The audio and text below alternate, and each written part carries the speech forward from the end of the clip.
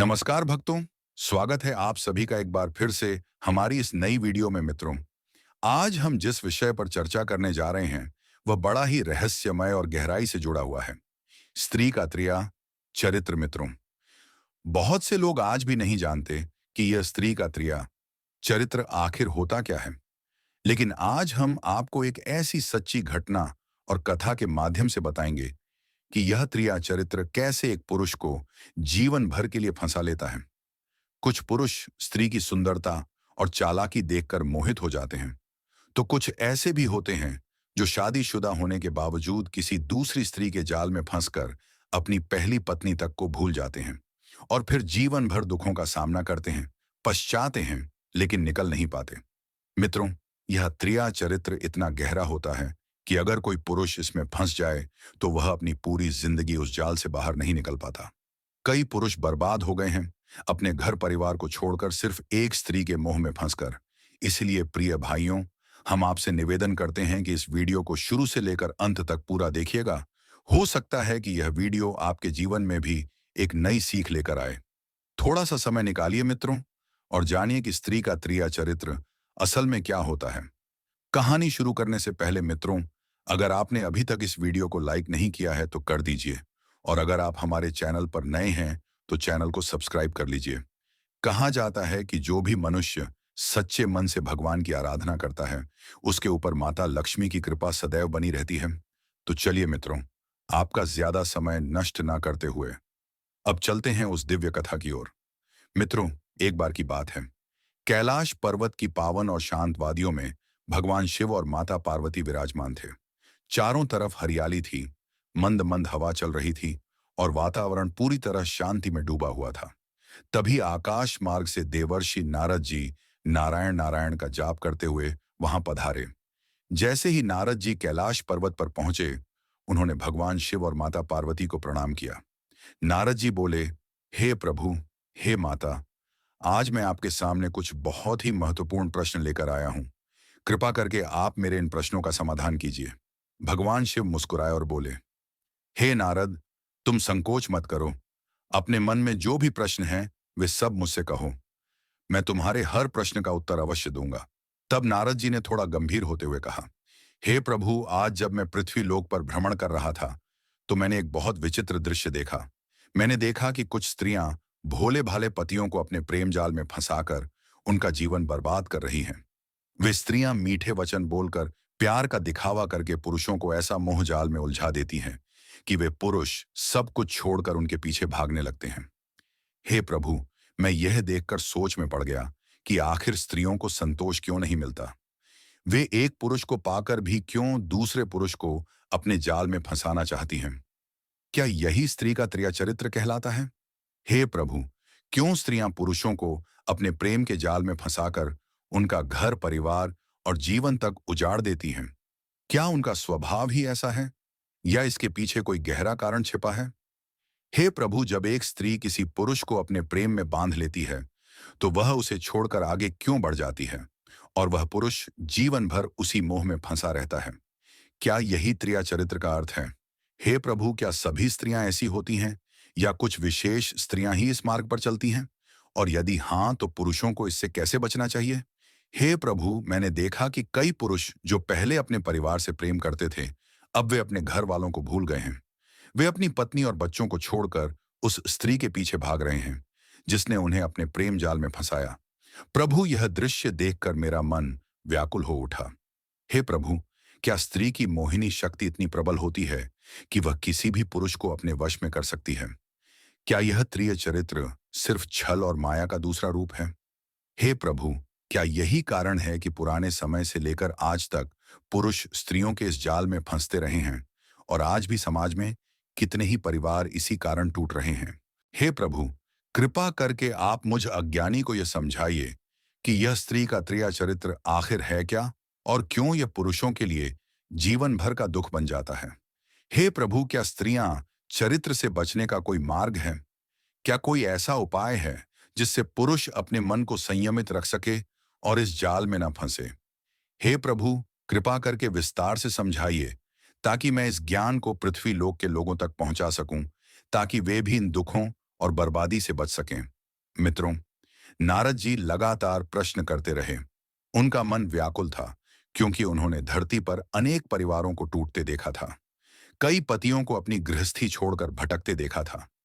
नारद जी फिर बोले, हे प्रभु, कृपा करके मुझे यह भी बताइए कि क्या स्त्रियों का यह स्वभाव जन्मजात होता है, या समय और परिस्थितियां उन्हें ऐसा बना देती हैं? क्या कोई भी स्त्री कभी संतोष में रह सकती है, या उसका मन हमेशा भटकता रहता है? हे प्रभु, आपने तो संसार का सृजन किया है। आप ही बता सकते हैं कि स्त्री के मन की गहराई में क्या छिपा है। कृपा करके मुझे यह ज्ञान दीजिए। तब भगवान शिव गंभीर हो गए। उन्होंने नारद जी की आंखों में देखा और कहा, हे गुरुदेव, नारद, तुमने बहुत महत्वपूर्ण और गंभीर प्रश्न पूछे हैं। इन प्रश्नों के उत्तर साधारण नहीं हैं। यह उत्तर मैं तुम्हें एक कथा के माध्यम से दूंगा, ताकि तुम और समस्त मानव जाति इस रहस्य को भली भांति समझ सके। मित्रों, भगवान शिव अब नारद जी को उस दिव्य कथा सुनाने जा रहे हैं, जिसमें स्त्री के त्रिया चरित्र का रहस्य छिपा है और पुरुषों के लिए एक गहरी सीख भी है। लेकिन मित्रों, उस कथा को सुनने से पहले एक छोटी सी विनती। अगर आपने अभी तक इस वीडियो को लाइक नहीं किया है, तो जरूर कर दीजिए। और अगर आप हमारे चैनल पर नए हैं, तो सब्सक्राइब करके हमारे साथ जुड़ जाइए। क्योंकि मित्रों, कहा जाता है कि जो मनुष्य ज्ञान की बातों को ध्यान से सुनता है, उसके जीवन में कभी दुख और भ्रम की छाया नहीं आती। तो चलिए मित्रों, अब आपका ज्यादा समय नष्ट ना करते हुए आइए आगे बढ़ते हैं और सुनते हैं भगवान शिव के मुख से वह दिव्य कथा। मित्रों, भगवान शिव ने कथा की शुरुआत करते हुए कहा, हे नारद, सुनो, मैं तुम्हें एक गांव की कथा सुनाता हूं, जहां से स्त्री के स्वभाव का रहस्य आरंभ होता है। एक बार की बात है, एक गांव में एक अत्यंत सुंदर स्त्री रहती थी। वह अपने माता पिता के साथ उसी गांव में निवास करती थी। उसकी सुंदरता ऐसी थी कि गांव भर में उसकी चर्चा होती थी। लोग कहते थे कि इतनी सुंदर स्त्री शायद ही कभी इस गांव में जन्मी हो। उसके पिता गांव के व्यापारी थे। व्यापार के काम में हमेशा व्यस्त रहते थे और दूर दूर के नगरों में व्यापार करने जाते थे। उसकी माता घर संभालती थी और बेटी के विवाह के बारे में सोचती रहती थी। एक दिन वह सुंदर स्त्री अपने घर से बाहर निकली। उसे यूं अकेले जंगल की ओर जाते हुए देखा गया। जब वह जंगल के रास्ते पर पहुंची, तो उसे एक व्यक्ति मिला। उस व्यक्ति ने उसे रोकते हुए कहा, बहन, तुम कौन हो और इधर अकेले कहाँ जा रही हो? तुम इतनी सुंदर हो। अगर कोई बुरा आदमी तुम्हें देख लेगा, तो वह तुम्हारे साथ गलत व्यवहार कर सकता है। यह रास्ता बहुत सुनसान है। यहाँ पर कुछ वर्ष पहले भी कुछ स्त्रियां आती थीं और उनके साथ बुरा व्यवहार हुआ था।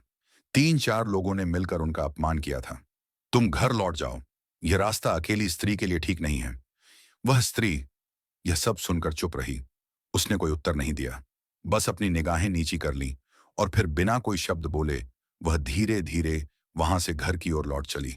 जब वह घर पहुंची, तो उसके माता पिता वहीं पर बैठे थे। उन्होंने जैसे ही अपनी बेटी को आते देखा, तो माता चिंतित स्वर में बोली, बेटी, तुम बिना बताए कहाँ चली गई थी? अब तुम जवान हो चुकी हो। इस तरह अकेले घर से बाहर मत जाया करो। तभी उसके पिता, जो व्यापारी थे, बोले, यह बात ठीक कह रही है। तुम्हारी माता, गांव में लोग क्या कहेंगे अगर हमारी बेटी बिना बताए बाहर घूमेगी? तभी व्यापारी की पत्नी यानी उसकी माता ने गंभीर स्वर में कहा, अब हमारी बेटी बड़ी हो गई है। अब समय आ गया है कि हम इसका विवाह कर दें, ताकि यह अपने घर गृहस्थी में लग जाए और सुरक्षित रहे। कुछ ही दिनों में उसके माता पिता ने गांव के एक छोटे व्यापारी के साथ उसका विवाह तय कर दिया। वह व्यापारी ईमानदार था, परंतु उतना बड़ा नहीं था जितना उसका पिता था। फिर भी माता पिता ने सोचा कि बेटी का घर बस जाए, यही सबसे बड़ा सुख है। थोड़े ही समय बाद विवाह संपन्न हुआ। गांव भर में धूमधाम हुई। सभी लोग विवाह में आए और आशीर्वाद दिया। विवाह के बाद वह सुंदर स्त्री अपने पति के घर चली गई। वह अब वहां अपनी गृहस्थी में रम गई थी। ससुराल में सास ससुर और पति के साथ वह खुशी खुशी जीवन जीने लगी। मित्रों, फिर एक दिन ऐसा आया जब उसके पति को अपने व्यापार के सिलसिले में बाहर जाना था। उसने अपनी पत्नी से कहा, हे सखी, मुझे अपने व्यापार के काम से कुछ दिनों के लिए नगर जाना पड़ेगा और इसमें कम से कम 1-2 महीने तो लग ही जाएंगे। यह सुनते ही उसकी पत्नी का चेहरा उदास हो गया। उसने धीरे से कहा, हे पतिदेव, मैं आपके बिना अकेली नहीं रह सकती। अभी तो हमारी नई नई शादी हुई है। कृपया आप मत जाइए। उसका पति थोड़ा मुस्कुराया, लेकिन गंभीर स्वर में बोला, नहीं प्रिय, मुझे तो जाना ही पड़ेगा। यदि मैं नहीं गया तो व्यापार में भारी नुकसान हो जाएगा। ये व्यापार ही तो है जिससे हमारा घर चलता है और तुम्हें सुख सुविधा मिलती है, इसलिए मैं यह त्याग कर रहा हूं। फिर उसने अपनी पत्नी की चिंता को समझते हुए कहा, देखो मैं ऐसा करता हूं कि अपने दूर के एक रिश्तेदार को यहां बुला लेता हूं। वह तुम्हारी देखभाल करेगा और तुम्हें अकेलापन भी महसूस नहीं होगा। तुम्हारा मन भी लगा रहेगा। यह सुनकर स्त्री ने सिर झुकाते हुए कहा, ठीक है पतिदेव, जैसी आपकी मर्जी, आप जैसा उचित समझे वैसा कीजिए। फिर उसके पति ने अगले ही दिन अपने रिश्तेदार को संदेश भेज दिया कि वह आकर घर में कुछ दिन ठहरे, जब तक कि वह व्यापार यात्रा से लौटे। स्त्री भी मन ही मन सोच रही थी कि चलो, कोई तो होगा जिससे मन का खालीपन थोड़ा भर जाएगा। फिर क्या हुआ मित्रों, जैसे ही व्यापारी का वह दूर का रिश्तेदार उस घर में रहने के लिए आया, तो पहले ही दिन उसने व्यापारी की पत्नी से बहुत मीठे बोल में बातें करनी शुरू कर दी। उसने कहा, सच में आप तो बड़ी भाग्यशाली हैं। इतनी सुंदरता भगवान ने आपको दी है और ऊपर से आपका स्वभाव भी इतना मधुर है। आपके जैसी स्त्री को तो कोई पति अपनी आंखों से दूर ही ना करे। व्यापारी की पत्नी ने पहले तो मुस्कुराकर टाल दिया, लेकिन रिश्तेदार की बातें दिन ब दिन मीठी और मन को छूने वाली होती चली गई। वह रोज उसके सामने तारीफों के फूल बरसाने लगा। आप जैसी रूपवती स्त्री को तो रानी जैसा जीवन मिलना चाहिए। बहन जी, इतनी सुंदरता को तो लोग पूजते हैं और आपका पति आपको अकेला छोड़कर चला गया। यह तो बहुत अन्याय है मित्रों। धीरे धीरे वह रिश्तेदार इतना मधुर व्यवहार करने लगा कि व्यापारी की पत्नी के मन में भी उसके प्रति आकर्षण जागने लगा। वह सोचने लगी, सही कहता है, यह आदमी मेरे पति को मेरी चिंता नहीं थी, लेकिन यह इंसान तो दिन रात मेरी चिंता करता है। अगर मैं आपके पति की जगह होता तो आपको कभी अकेला ना छोड़ता। आप जैसी सुंदर और कोमल नारी को तो हर पल स्नेह और सम्मान मिलना चाहिए। व्यापारी की पत्नी का मन अब डगमगाने लगा। उसने सोचा कि इस आदमी की बातें उसके मन में घर कर रही हैं। एक दिन उसने खुद ही कहा, आप मेरी इतनी तारीफ करते हैं, इतनी चिंता तो मेरा पति भी नहीं करता था। सच बताइए, क्या आपके मन में मेरे लिए कुछ विशेष भावना है? रिश्तेदार ने झुककर कहा, हाँ, मैं आपका सम्मान करता हूं और आपके दुख को समझता हूं। अगर आपको मेरा साथ अच्छा लगता है तो मैं हमेशा आपके पास रहूंगा। मित्रों, यहीं से दोनों के बीच की दूरी धीरे धीरे मिटने लगी। दिन बीतते गए और उनके बीच की मित्रता अब गहरी निकटता में बदल गई। दोनों अब अक्सर अकेले में देर तक बातें करने लगे, साथ खाना खाने लगे और एक दूसरे की आंखों में आंखें डालकर सपने देखने लगे। मित्रों, जब महीनों तक व्यापारी बाहर रहा तो इन दोनों का यह रिश्ता इतना गहरा हो गया कि दोनों ने सामाजिक मर्यादा की सीमाएं भी लांघ दी। उनका यह संबंध कई महीनों तक यूं ही चलता रहा और व्यापारी की पत्नी अपने पति को भूलकर अब पूरी तरह उस रिश्तेदार के प्रेम में डूब गई थी मित्रों। फिर एक दिन जब व्यापारी अपना व्यापार समाप्त करके कई महीनों बाद अपने घर लौटता है, तो जैसे ही उसने आंगन में कदम रखा, उसकी नजर उस दृश्य पर पड़ी जिसे देखकर उसकी आत्मा कांप उठी। उसने अपनी ही आंखों से देखा कि उसका दूर का रिश्तेदार और उसकी पत्नी दोनों आपस में मर्यादा की सीमा लांघ चुके थे। यह दृश्य देखकर व्यापारी के पैरों के नीचे से जैसे जमीन खिसक गई। उसकी आंखें फटी की फटी रह गईं और मन में तूफान मच गया। पर मित्रों, वह कुछ बोला नहीं, कुछ कहा नहीं, बस चुपचाप उलटे पांव घर से बाहर निकल पड़ा। उसका दिल दुख से भारी हो चुका था। आंखों से आंसू छलकने लगे थे और सिर में ऐसा दर्द उठ रहा था मानो उसका जीवन ही उजड़ गया हो। वह बिना दिशा जाने जंगल की ओर चल पड़ा। पत्थरीले रास्तों पर नंगे पांव चलते चलते उसका मन बार बार यही सोचता रहा, मैंने किस पर विश्वास किया था, किसे अपने घर बुलाया था और मेरी पत्नी ने मुझे ऐसा धोखा क्यों दिया। मित्रों, चलते चलते वह व्यापारी जंगल के भीतर बहुत दूर निकल गया। वहां उसे एक झोपड़ी दिखाई दी। वह झोपड़ी साधारण थी, पर भीतर से बड़ी दिव्य ऊर्जा निकल रही थी। उस झोपड़ी के सामने एक महान संत ध्यान में लीन बैठे थे। आंखें बंद, माथे पर शांति की रेखाएं और चेहरे पर तेजस्विता का प्रकाश। व्यापारी, जो अब तक रोता बिलखता आ रहा था, संत के चरणों में जाकर बैठ गया। उसने कांपती आवाज में कहा, हे संत महाराज, कृपा करिए, मैं बहुत बड़े संकट में हूं। मेरा जीवन उजड़ गया है। कृपया मेरी समस्या का समाधान बताइए। तब संत जी ने अपनी आंखें खोली और बड़े प्रेमपूर्वक कहा, कहो पुत्र, तुम्हारी क्या समस्या है? शांत मन से अपनी व्यथा मुझे सुनाओ। जब तक मन का बोझ हल्का नहीं होगा, समाधान भी नहीं मिलेगा। व्यापारी ने रोते हुए कहा, संत महाराज, मैं एक साधारण व्यापारी हूं मेरी शादी कुछ साल पहले हुई थी। शुरू में सब कुछ ठीक चला। मैं और मेरी पत्नी बड़े प्रेम से रहते थे। फिर व्यापार के काम से मुझे बाहर जाना पड़ा, क्योंकि वही व्यापार मेरे घर का सहारा था। जाते समय मैंने अपनी पत्नी से कहा कि चिंता मत करो, मैं अपने दूर के रिश्तेदार को बुला लेता हूं, ताकि तुम्हारा मन भी लगा रहे और घर की देखभाल में सहारा मिले। महाराज, मैं अपने कर्तव्य के लिए बाहर गया। कई महीने संघर्ष किया, पर जब घर लौटा तो मेरी आंखों ने वह दृश्य देखा जिसे सोचकर भी मेरी रूह कांप जाती है। मैंने अपनी आंखों से देखा कि मेरी पत्नी और वही रिश्तेदार दोनों आपस में वह संबंध स्थापित कर रहे थे जो केवल पति पत्नी के बीच होते हैं। महाराज, उस समय मेरी सांस रुक गई थी। मुझे समझ में नहीं आया कि मैं क्या करूं। मेरे हाथ पैर कांपने लगे। मैं कुछ बोले बिना ही घर से बाहर निकल पड़ा और चलते चलते इस जंगल में भटक गया। तभी आपकी झोपड़ी दिखाई दी और मैं आपके पास आ गया। महाराज, मैं बहुत दुखी हूं। मेरी आत्मा छलनी हो चुकी है। मुझे नहीं समझ आ रहा कि मैं क्या करूं। आप ही बताइए कि मेरे जीवन का अब क्या उपाय है। क्या मेरी पत्नी का दोष है? क्या रिश्तेदार का पाप है? और मुझे अब क्या करना चाहिए? व्यापारी फूट फूट कर रोने लगा। उसकी आंखों से आंसू ऐसे बह रहे थे जैसे बरसात का पानी। संत जी ने गहरी सांस ली और बोले, पुत्र, तुम्हारी समस्या गंभीर है। ये केवल तुम्हारे घर की नहीं, आजकल संसार में हर जगह ऐसा अधर्म फैलता जा रहा है। लेकिन इसका समाधान भी है। पहले मैं तुम्हें इस पीड़ा का कारण समझाऊंगा, फिर इसका उपाय भी बताऊंगा। हे पुत्र, ध्यान से सुनो। बहुत समय पहले की बात है। एक गांव में एक ब्राह्मण रहा करता था। उस ब्राह्मण की पत्नी का नाम था रूपवती। नाम के अनुसार वह स्त्री बहुत सुंदर थी, लेकिन मन के विचार कैसे थे, यही कथा में मैं तुम्हें बताऊंगा। रूपवती का चरित्र 3 भागों में बांटा हुआ था। पहला था उसके स्वामी के प्रति प्रेम, दूसरा था पराये पुरुषों के प्रति आकर्षण, और तीसरा था लोभ और वासना में डूबा हुआ उसका चंचल मन पुत्र। जब उसकी शादी हुई थी तो वह अपने पति को ही सब कुछ मानती थी। वह उसके लिए व्रत करती थी, पूजा करती थी और हर समय उसकी लंबी उम्र की कामना करती थी। लेकिन समय बीता और उसके मन में धीरे धीरे पराये पुरुषों की प्रशंसा सुनकर आकर्षण पनपने लगा। गांव में एक साहूकार था, रूपवान, धनवान और बोलचाल में बहुत मधुर। उसने रूपवती से मीठी मीठी बातें की, उसकी सुंदरता की तारीफ की और कहा कि तुम जैसी स्त्री इस गांव में कोई नहीं। तुम्हारे पति तो साधारण ब्राह्मण हैं, वे तुम्हारी कद्र नहीं जानते। यह सुनकर रूपवती का मन डोल गया। फिर क्या था पुत्र, धीरे धीरे उसने उस साहूकार से छुप छुप कर मिलना शुरू कर दिया।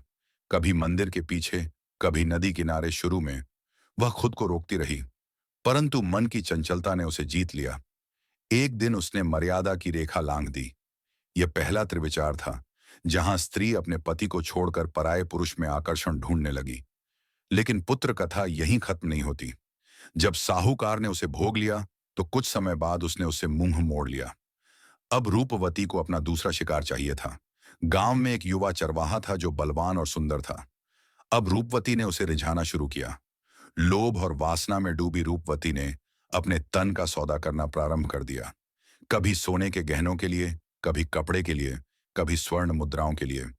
यह दूसरा त्रिविचार था, जहां स्त्री का मन लोभ में पड़कर खुद को बेचने लगा। फिर पुत्र, तीसरा और सबसे भयावह चरित्र तब सामने आया जब गांव के प्रधान ने रूपवती की हरकतों को जान लिया और उसने भी उसे अपने महल में बुलाया। अब वह स्त्री न घर की रही न बाहर की। समाज में उसकी निंदा होने लगी। लोग उसे बुरी नजर से देखने लगे। उसकी अपनी सखियां भी उसे किनारा करने लगी। उसका पति अपमानित होकर गांव छोड़कर चला गया। रूपवती का जीवन अंत में तन्हाई और दुख में डूब गया। यह तीसरा त्रिविचार था, जहां स्त्री का चंचल मन उसे पतन की गहराई में ले गया। संत जी गहरी आवाज में बोले, हे पुत्र, अब मैं तुझे तर्क से समझाऊंगा। जो कथा मैंने अभी सुनाई वही सत्य है और वही नीति भी। इसी को त्रिया चरित्र कहते हैं। ध्यान से सुन और मन में कोई क्रोध न ला, क्योंकि जब तक तर्क से समझेगा नहीं तब तक तेरे मन का दुख दूर नहीं होगा। पुत्र, स्त्री का मन बहुत चंचल होता है। जब तक वह अपने मन को वश में रखती है तब तक वह देवी के समान होती है, लेकिन जब उसका मन डगमगा आता है तब वही स्त्री कुल को डुबाने वाली बन जाती है। इसे ही त्रिया चरित्र कहते हैं। त्रिया चरित्र का पहला स्वरूप है मीठी बातें सुनकर मन डोलना। तेरी पत्नी ने वही किया। जब तेरा रिश्तेदार मीठी मीठी बातें करने लगा तेरी पत्नी का मन फूल की तरह खिल गया क्यों? क्योंकि स्त्री को सबसे ज्यादा प्रिय होता है उसकी सुंदरता की तारीफ। जब कोई उसके रूप की प्रशंसा करता है तो उसके मन का द्वार खुल जाता है। यही पहला तर्क है। पुत्र स्त्री का मन शब्दों से जीता जाता है और जब कोई उसे मीठे शब्दों से जीत लेता है तब उसका मन उसी ओर झुक जाता है। दूसरा तर्क सुन, लोभ और इच्छा का बढ़ना। जब रिश्तेदार ने तेरी पत्नी से कहा कि तुम्हें तुम्हारा पति समझ नहीं पाया, मैं ही तुम्हें समझता हूं, तो तेरी पत्नी का मन और डोल गया। स्त्री को स्नेह चाहिए, अपनापन चाहिए, और जब उसका पति दूर रहता है या उसकी चिंता नहीं करता तो वह अपनापन पराये पुरुष में ढूंढने लगती है। तेरी पत्नी ने यही किया पुत्र। तेरी गैर मौजूदगी में उसने उस रिश्तेदार को ही अपना मान लिया। इसी को नीति में कहते हैं, जहां जल जल्दी मिले वहीं प्यासी स्त्री अपना प्यास बुझाती है। और यही त्रिया चरित्र का दूसरा स्वरूप है, लोभ और इच्छा का तेज हो जाना। तीसरा तर्क सबसे गंभीर है पुत्र, मर्यादा का टूटना और देह का पतन। जब मन डोलता है, इच्छा बढ़ती है, तो फिर देह भी रुकती नहीं। यही हुआ तेरी पत्नी के साथ। वह इतनी मोहित हो गई कि उसने अपने तन का सौदा कर लिया। और पुत्र, जब स्त्री अपनी देह का संयम छोड़ देती है तब कुल का नाश निश्चित हो जाता है। यही कारण है कि नीति में बार बार कहा गया है, स्त्री का सबसे बड़ा गहना उसका चरित्र है, और जब यह गहना टूट जाता है तो फिर कोई आभूषण उसकी लाज नहीं बचा सकता। अब पुत्र, तुझसे एक और गहरी बात कहता हूं।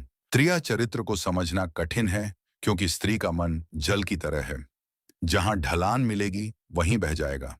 इसलिए शास्त्र कहते हैं कि स्त्री को सदा प्रेम, सुरक्षा और मर्यादा में रखा जाए।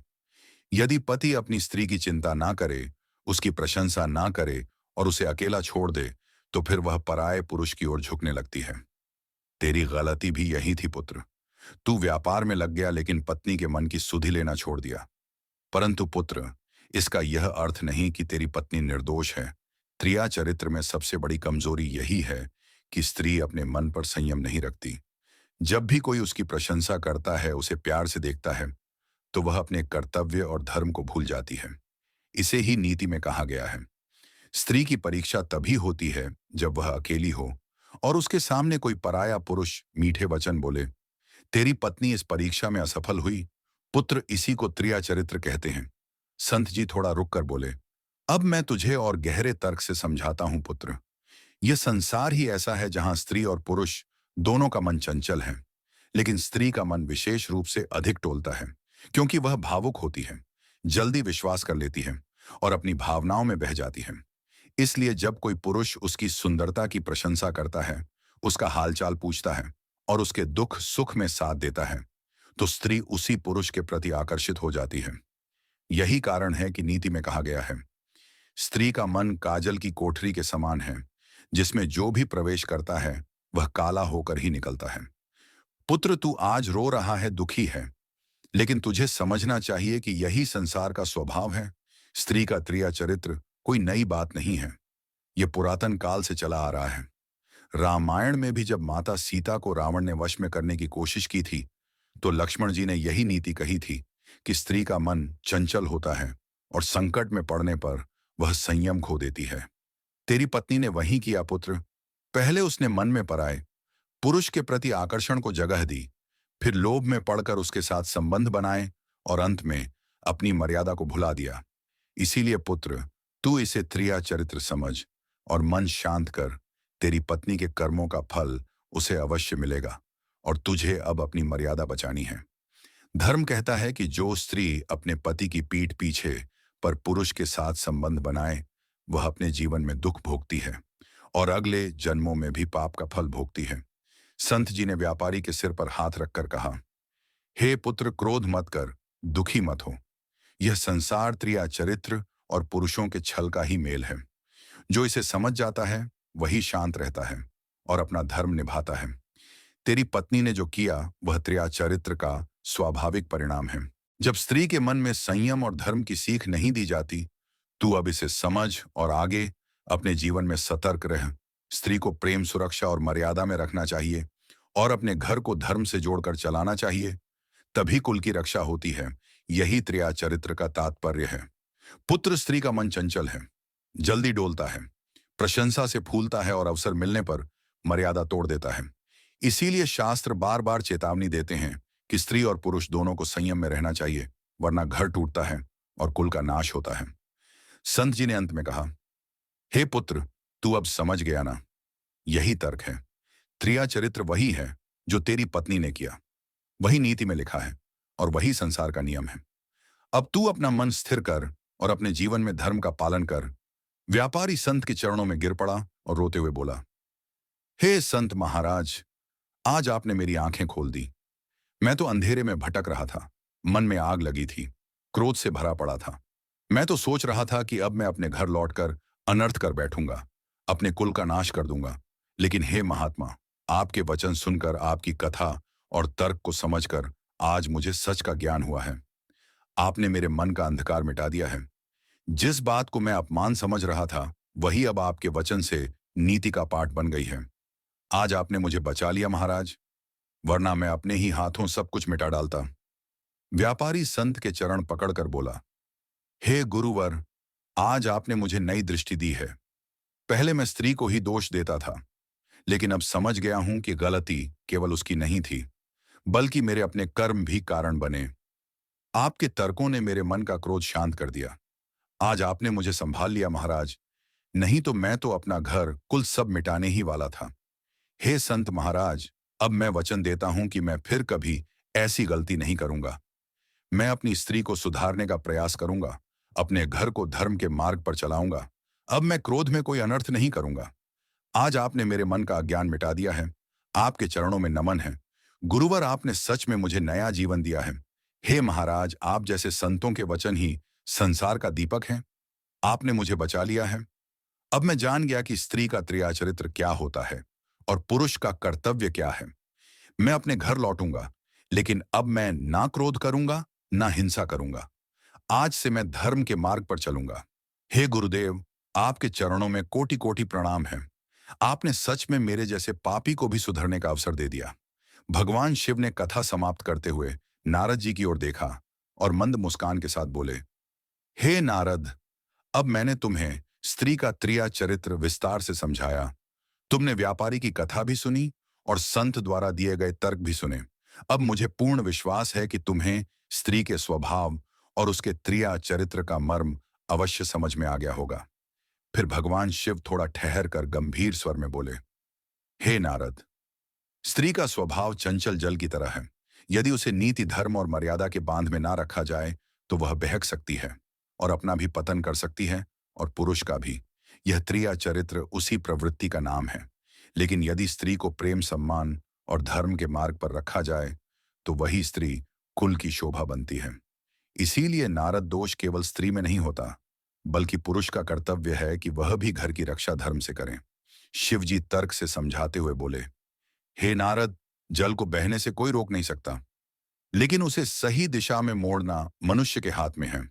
उसी प्रकार स्त्री का स्वभाव भी प्रकृति की देन है, पर उसका चरित्र कैसा बनेगा, यह पुरुष के व्यवहार और घर के संस्कारों पर निर्भर करता है।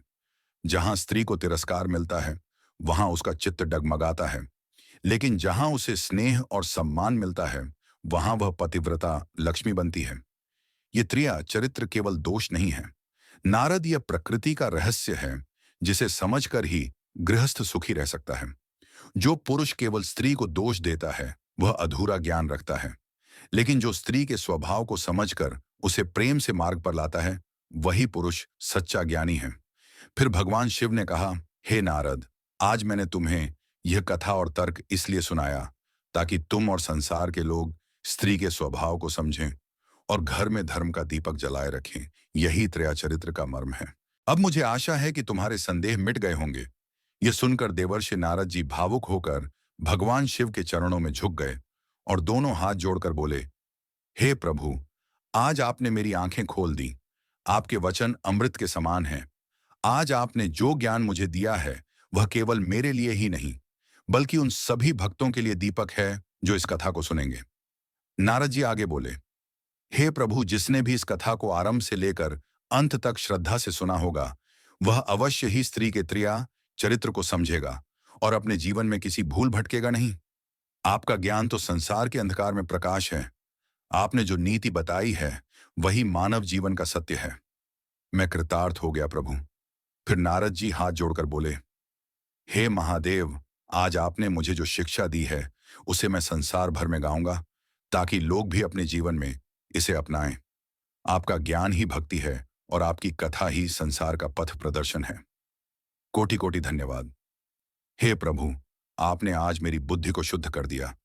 मित्रों, यदि आप सभी को यह कथा पसंद आई हो और इसके माध्यम से स्त्री का त्रिया चरित्र अर्थात स्त्री स्वभाव की असली गूढ़ और रहस्यमयी प्रकृति को समझने का अवसर मिला हो, तो आप हमारे चैनल को अवश्य सब्सक्राइब करें।